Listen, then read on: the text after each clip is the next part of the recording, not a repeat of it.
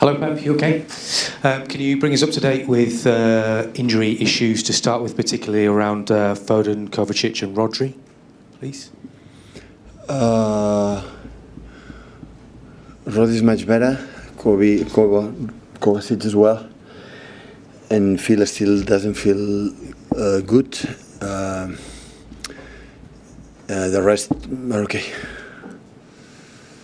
Obviously, it's transfer deadline day, but arguably one of the best bits of business you've maybe done is to bring Ilkay Gundogan back in. We saw what sort of an influence he had against Ipswich. How do you make in terms of how he's settling back in, and how much of an influence is he having on the squad as a whole? He needs 1 minute. No more than that to settle. And in terms of his influence on the squad as a whole? Everybody knows it. He's a good player, top-class player, and he knows the mechanics, what we try to do, what we try to live all together, and so we knew it and it happened.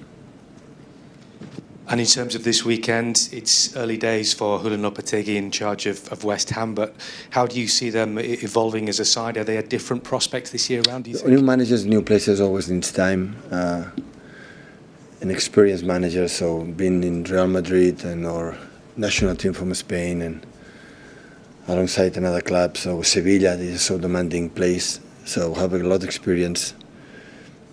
He's an unbelievable person, and so West Ham at what I already had a really good squad, and this transfer this summer bring new top players and especially up front, physicality, but especially up front, they have an incredible weapons. It's a really strong team. Hi, Pep. I have to ask, although I think I know the answer. You're expecting a very quiet deadline day? Yeah. Thought so. What's more of a priority for you at 9 o'clock tomorrow morning, preparing for West Ham or Oasis tickets? Absolutely West Ham. Will you be in the queue? Oasis? I don't know. If we can go, we go, absolutely. So it's a good news, I think, for the world music. So they are back, so it's fantastic for the 1,000 million fans they have around the world, especially here in England, in UK. So, yeah, really good. The Ballon d'Or voting opens next week. There's plenty of Manchester City players that perhaps will be expected to be in the shortlist, but of all outstanding players, perhaps Rodri, and I know you love your midfielders, perhaps just a word on why he is expected to be in the top three, maybe, if not win it. I would love to, one player win this award for the players means a lot, so I would love it. So, but I think, as I said many times, just being in contention or being there means that the club and individually, collectively, have done a good season. So, but there are a lot of good teams with the good players as well. So hopefully it's happened, but it's not in my hands. We know the strikers often win, but given Rodri's run of unbeaten games, how important he was to Manchester City, is it maybe time now that a midfielder wins it this time round? It would be delight. He deserves it, but I guess maybe another one deserves it too. So the people vote. So Rodri had made not just this season, many seasons, and the previous season, of course, was really good with the Premier League and especially in the Euros, winning with the Spain. But there are players also they did a good season. Pep, obviously the transfer window has been difficult for lots of different clubs for different reasons. I know with Julian Alvarez leaving, you spoke a couple of weeks ago about looking for a player at some point to come in and fill that and maybe challenge Erling up front.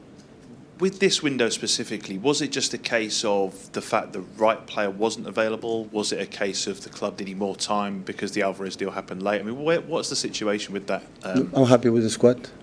So we didn't expect, because we didn't expect Julian was leaving. But I expect, I don't know, because he had conversations for a long time ago with other clubs, his agent, so could happen, but at the end always you think maybe it's going to stay, but at the end happened. And after we saw, but we have, of course, you have many injuries will be a problem, but hopefully, in 2-3 months it's back Oscar and Phil is in that position, and McAtee can play in that position, Gundogan can play in that position, Bernardo can play in that position, a different type of players like Erling, of course. So, and maybe it's a mistake, I don't know, but I like to work with not a long squad. I don't like to leave a lot of players without playing for a long time. And when you have a long squad and no injuries, stand a month without playing, and I don't like it. And also I feel when everybody's involved and with the chance to play, the performance of the team is always better. So, and that's why I prefer, I know the group, I know how incredible serious and professional they are and commitment in every single game, and we decide to go. You're right, when we are not pretty sure, it's better wait. In winter we have, just in case happen, we have another chance. So if I'm not convinced and Chique is not convinced, it's better don't take that step. We saw the England squad announced yesterday. First, I guess, a word on Rico Lewis and Jack Grealish getting themselves back in the squad. I mean, Rico's had a fantastic pre-season and fantastic start to the season. You must be delighted to see him recognised by England. Absolutely. He deserves it for him. I'm so happy for him. Yeah, really happy. But Kyle Walker, I suppose, one of the big names not to be selected. Have you spoken to him? Do you know what? No. But when he will be back, his best, it will be soon. And always is an incredible weapon for the national team to be used, because having specific qualities that is really we need. So, but of course it was late, and after still arrived with some little bit niggles and problems, and Rico was playing really good with the pre-season. The rhythm is higher than them because it was in holidays, and that's why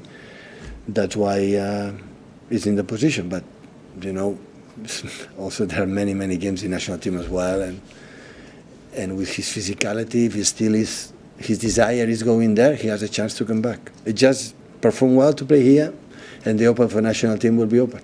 Because Kyle obviously has that seniority, lots of experience, but this season is Rico pushing him as close as he ever has done in terms of for that place in the He's team? a different type of player. So what Rico gives to the team, Kyle cannot give us, and what Kyle gives us to us, Rico cannot do it. So, but that is what about. It's not long big squad, but everyone push each other, you know, to in position. That is the only way. Hi, Pep. About your future, I appreciate it must be tiring to receive those questions regularly, but just to try to understand your rationale on either deciding to stay or to go. Does it come from within, you think, this decision, or you're waiting to see the body language of the squad throughout the next months? I answered this question the first days, and it's over. On AM, on DAB, via the talkSPORT app, and on your smart speaker. talkSPORT.